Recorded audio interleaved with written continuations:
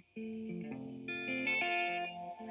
think about the way my father pulled the family out of poverty without knowing what a vowel was, and my mother raised 4 children without being able to construct a perfect sentence in English.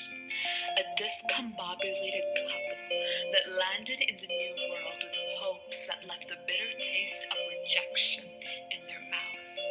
No family, no friends, just man and wife, 2 university degrees that meant nothing, 1 mother tongue that was broken now, 1 swollen belly with a baby inside, a father worrying about jobs and rent, 'cause no matter what, this baby was coming, and they thought to themselves, for a split second, was it worth it to put all of our money into the dream of a country that is swallowing us whole?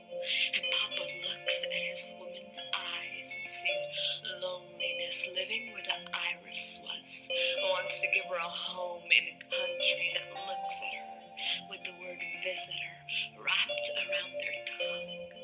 On their wedding day, she left an entire village to be his wife, and now she left an entire country to be a warrior, and when the winter came, they had nothing but the heat of their own bodies to keep the coldness out, and like 2 brackets, they faced one another to hold the dearest parts of them, their children, close. They turned a suitcase full of clothes into a life and regular paychecks to make sure that children of immigrants wouldn't hate them for being the children of immigrants.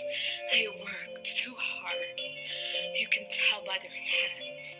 Their eyes are begging for sleep, but our mouths were begging to be fed, and that is the most artistic thing I have ever seen.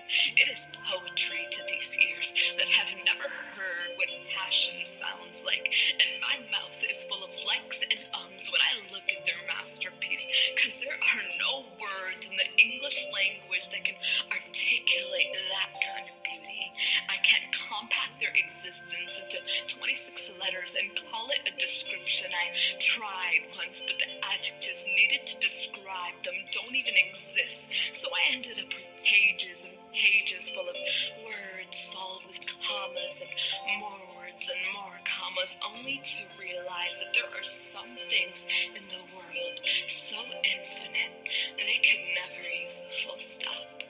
So how dare you mock your mother when she opens her mouth and broken English spills out? Her accent is thick like honey. Hold it with your life. It's the only thing she has left from home. Don't you stomp on that richness. Instead, hang it up on the walls of museums next to Dali and Van Gogh.